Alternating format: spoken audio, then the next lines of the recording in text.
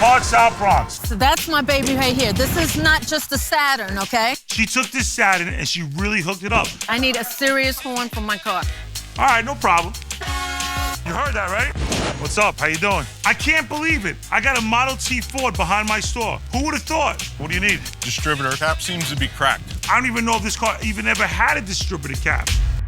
No oldie but a goodie, right? Yeah, the problem is it's really hard to restart it. So how quickly you need this? Well, I'm on my way to California. But right now? The likelihood of me finding this D-shield for this car today is pretty much impossible. I don't think he's going to California today. Hey, I'm Joe, and being a hard worker is in my blood. My grandfather had a grocery store. He lived there, and he died there. My father, Nick, followed in his footsteps.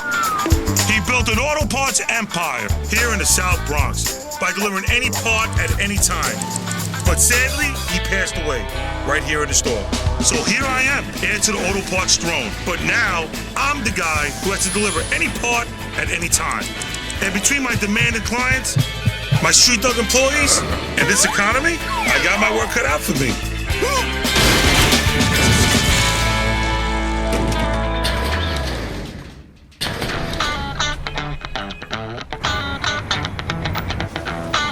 Anybody need help there? 9800 court to 2-door, 4-door. Dispatcher line 2.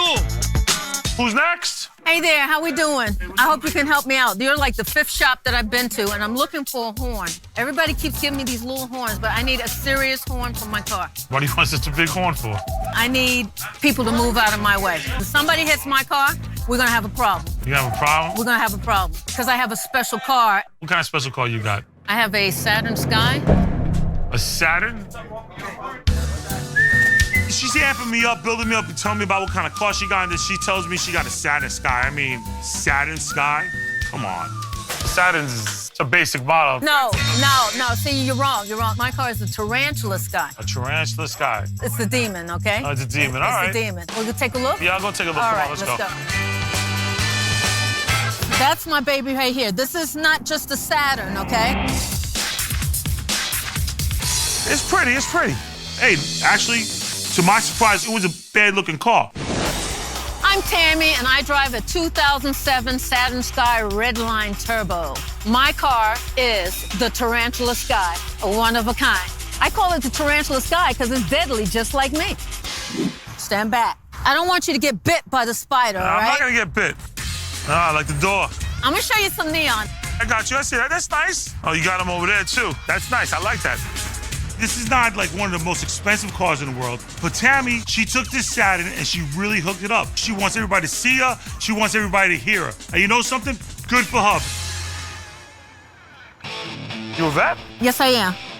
15 years, Army. Get out of here, really? That's why you walk. You're so proper, right? Pick up the step, your left, your right, your get on the step. I started working on cars in the military in 1979. I do everything except for engine work. So like I said, you know, I need something that's gonna make people move because I don't want that. All right, so I'm gonna take you inside. We're gonna see if we give you different flavors. Okay. You know, different horns. You know, Tammy was in the military, and I'm sure she did a lot of screaming while she was there. And I guess she wants that same sort of style when she's in a car. She asked for it, and I'm gonna give it to her. Okay, what you got there? I said I need something that's gonna make people move. No good? No. Do you see me jumping? Does this look like the tarantula wants this little baby in here? Okay. All right, I'm gonna get something that's a better fit for you, all right? You can take that with you. I'm taking it with me, all right? She wants loud? All right, no problem. I'm gonna give her loud.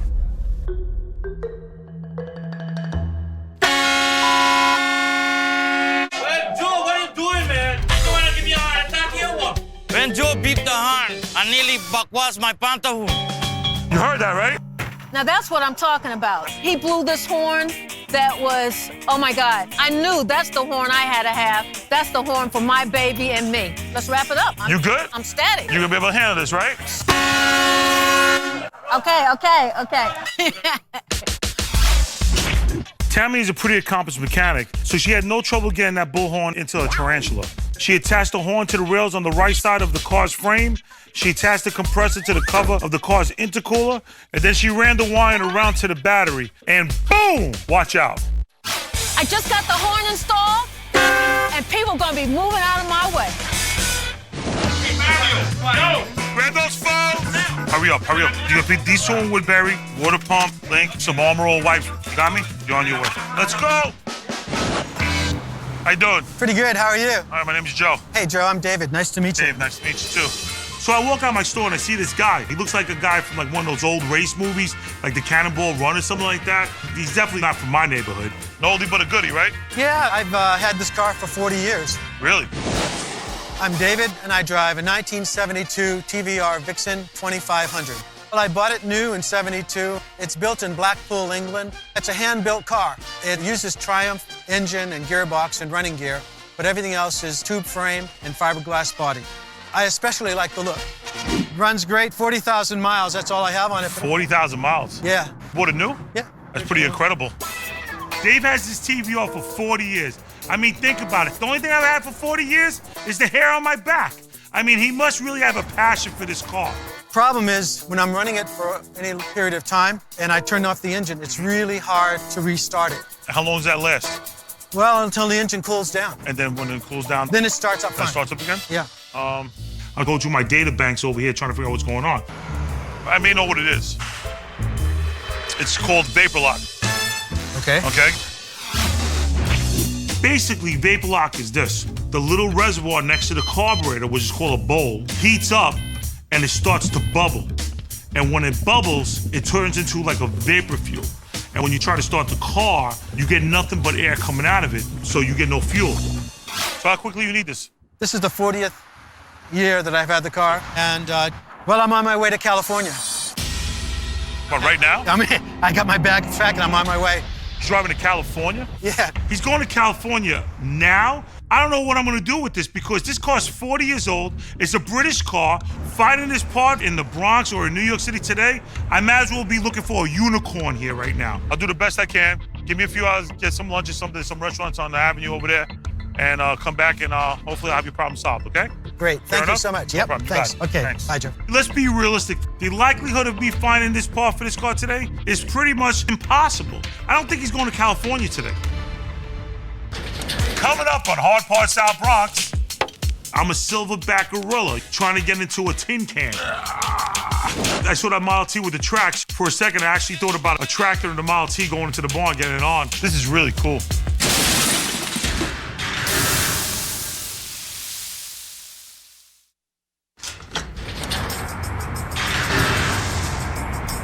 '98 Honda Accord.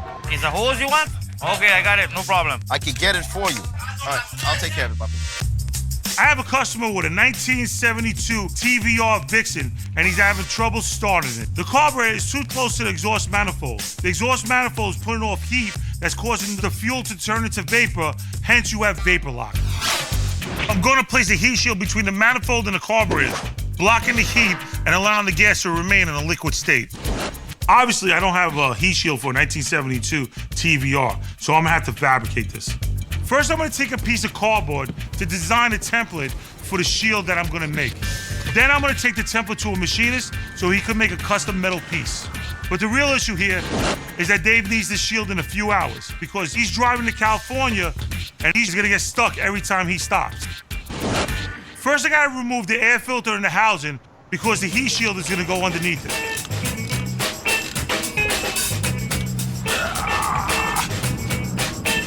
My hands are too fat. So this car is made for, English gentlemen, guys that have that delicate touch. Not exactly like me. That's a problem.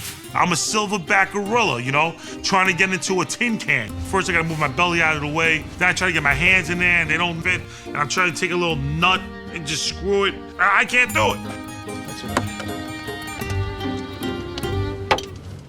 I'm tired of this nonsense. Mark! So I called Mark outside because his hands are like half the size and real long fingers, little girly hands, and maybe he can take care of this for me. I have soft, small hands. I'm pretty good with them. Easy there, don't break nothing, all right? You got one more nut in there. Don't lose it. Good, that's it. Joe! customer outside. Reggie, you see Yeah. Joe? Nah, if he's outside, somebody go outside and get him, please. Yo, somebody see if Joe is outside. How long is that? 12 and 3/4. What's going on? I'm making something. What's the problem? I need you in the back. Ugh. I'm gonna need you to take care of this for me. Now listen to me carefully. Very simple. I need you to make a template for this heat shield. Put it in here, 5 inches down, right? Then you're gonna fold it over, and then you're gonna fold it one more down. And I need you to trace out the holes here, you understand? Are you paying attention? Yeah, I'm listening. I got you. I don't freaking feel confident you're listening to me right now. You're listening, boss. Normally I would have put Mark or Hector on something like this, but let's face it, it's tracing. It's kindergarten stuff. So Hector and Mark, they should be able to handle it. Don't this up. You hear me? All right. I need this friggin' done immediately. All right. What do we got to do again?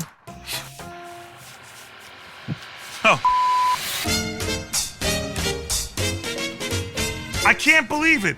I got a Model T Ford behind my store. A piece of American history. Who would have thought? What's up? How you doing? Good. How you been? I'm all right. My name's Doug. I'm here with a 1917 Model T Ford with a snowmobile conversion. The Model T I brought in comes with a set of tracks, some suspension parts, and skis. A Model T snowmobile. Snowmobile. This is really cool. I saw that Model T with the tracks, you know. For a second, I actually thought about a tractor and the Model T going into the barn, getting it on. And all of a sudden, they have a Model T friggin' tractor or something afterwards. Is it dangerous when you're in the snow with this stuff, or no problem gets through anything? Yeah, you can go anywhere you want with it, just about.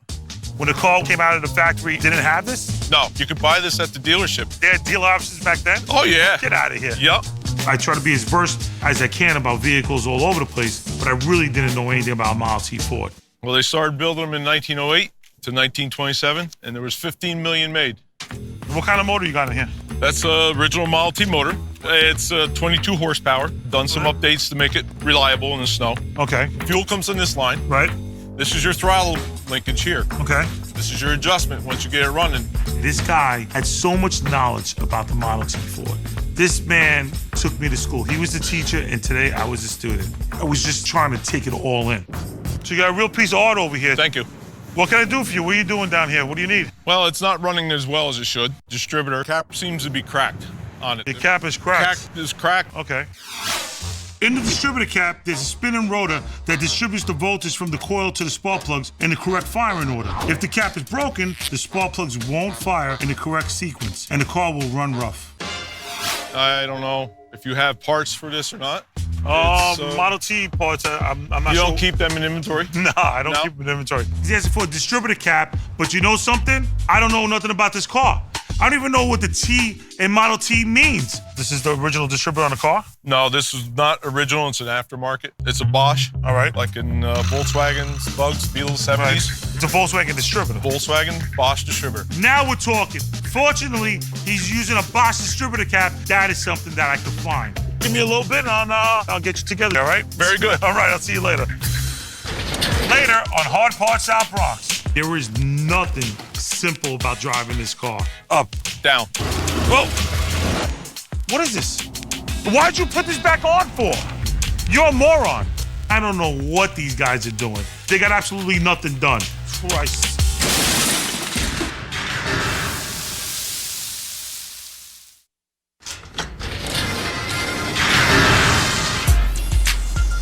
BSNF, this is Mark speaking. I'm trying to solve two problems here right now. First, I got a 1917 Model T Ford in the back of my store, and they need a distributor cap. Fortunately, he's using a Bosch distributor cap, so I'll see what I can do. Out front, I got Mark and Hector making a template for a heat shield. Nah, the measurements are wrong. It's off by a little bit. I think this will go on here like that, and then it goes over it. I need this template finished right away so I can get to the machinist so he can make a custom metal piece. Because Dave, the owner of the car, needs to get back on his cross-country trip to California. And without a heat shield, it's gonna be a rough trip. All right, bro, here you go. It was easier than I thought it was gonna be. Very good. I'll get these on.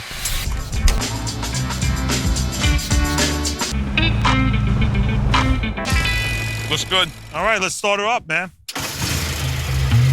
Look at that. Sounds good. Fantastic. We started that engine up after the new parts were installed. Points, cap, rotor, runs like a champ. So you're gonna teach me how to drive this thing or what? You're ready? I'm ready. Everything about this car was great. It was efficient. It was fantastic. Only one problem. Okay, so what am I doing? It wasn't that simple. What's the deal with this here? That's your spark advance, timing. That's got to be all the way up. And then when I want to go frontwards? Left one all the way to the floor. Right Left there. one, the other side. Oh, the other one, right. You might have to give it a little gas. Up, Down. down. Everything's backwards here. I'll step back. That's it? You step in the center pedal. There is nothing simple about driving this car. Well, God forbid I would ever have to be on a highway with something like this. I'd be freaking one dangerous guy, that's for sure.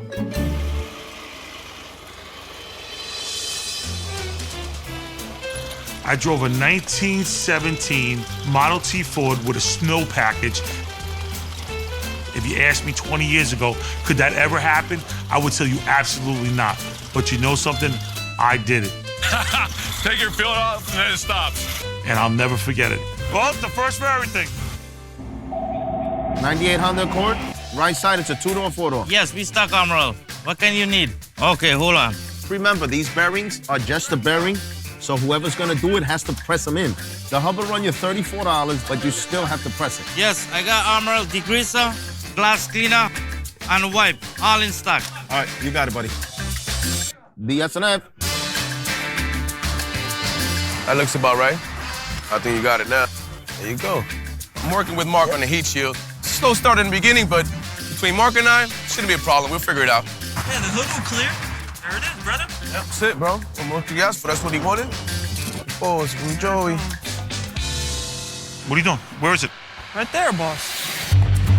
Bro, it's a heat shield. What are you keeping the heat from? The hood?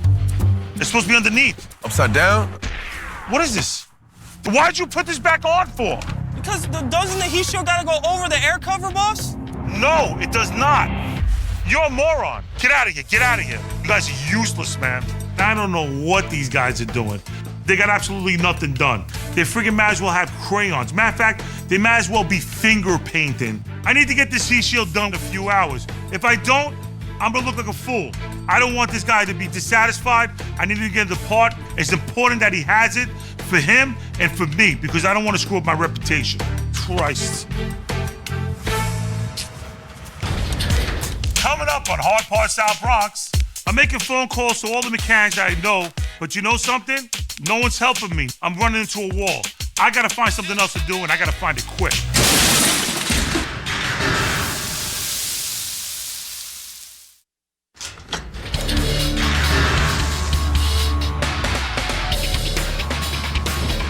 I have to get this heat shield done for the 72 Vixen in a couple of hours because I promised Dave he was gonna be able to leave tonight. When I promise something to somebody, it's very important to me. Not only business, but personally to me. My full focus is on this heat shield, and that's it. So I traced up the template myself, and I got that done. So now I gotta find a machinist that gotta make this part for me within 2 hours. So what's up? Listen, I need some sheet metal work done. I need it for today. Actually, I need like an hour and a half. You don't have anybody there that can help me out? Thanks a lot, man. Appreciate it. Hey, Tony, what's up? I need a machinist to make something up for me, like within the hour or so. Can't do that for me? No problem. Bye. I'm making phone calls to all the mechanics I know, but you know something? No one's helping me. I got your name from the internet. 2 days. There's nothing you can do. You can't get me in. Even if I give you extra money? Thank you. Goodbye. I told my customer I was gonna deliver this part today. But you know something? I'm running into a wall. I gotta find something else to do, and I gotta find it quick.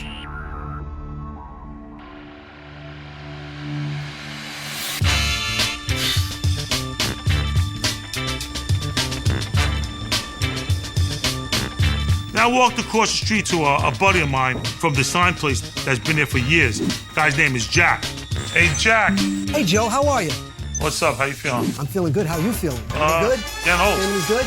This guy's like cool as they come. He looks like one of those guys back from the 50s, got his hat on, like Frank Sinatra, you know, that type of deal, you know, real cool cat. So, Jack, I need a favor. This is not sign related, but it's automotive related. I got a car across the street. I'm trying to make a heat shield. And I took a sketch of what I need the shield to look like. I need these at 90-degree angles. Pretty much that's it. You think you can do something like that? Absolutely. I can cut this out of aluminum. Okay. Won't take him more than 20 minutes to a half an hour. All right, I appreciate that. Jack reminds me of my father. He's an old timer. I respect old timers because they got the same work ethic. He understands the dilemma I'm in, and he's gonna help me out. So he takes me into the shop, shows me around. I meet the fabricator, Joe. Situation. And Joe looks at it.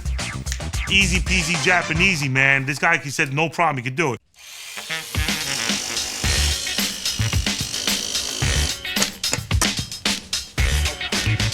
How are we making out, Joe? How's it coming? Done. Oh, look at that. I think it looks great. How about you, Joe? What do you think of this? Home run, bro. Excellent. Hit it out of the park. The customer's gonna be happy. This is all we need. This is exactly what I needed. That's a beautiful job. You're a professional. You're an artist. Thank you very much. Boom. The guy's got it dead on. He made the bends where they were supposed to be. He made a perfect exact fit. I really appreciate it. My pleasure. Joe. Good seeing you, Joe. Nice seeing you. Anytime. Glad you're happy, Joe. Jack's a small business guy like me. When you're a small business owner, you always have to go the extra mile because that's what sets me aside from the big guys. He came through for me. Now I'm going to be able to come through for my customer. And that's what keeps us all in business. Anything I can do for you, you let me know. No okay, problem. buddy? I appreciate it. Thanks a lot. My pleasure.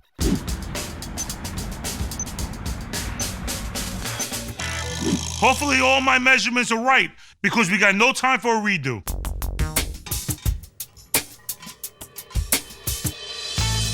The shield fit on perfectly. What do you know? That mechanical drawing class I took in high school, it actually taught me something. Hey, Mr. Jones, thanks a lot, brother. Hey, Joe, how's it going? Hey, how you doing? Pretty good. All right, we got the problem solved. It's going underneath the carbs. Yeah. So when the heat comes up, it's just basically taking that heat and putting it somewhere else. It could be anywhere else in the car, but we just don't want it around the carburetors. When I came back, I saw that Joe had fabricated some kind of a heat shield. I think it's rather ingenious.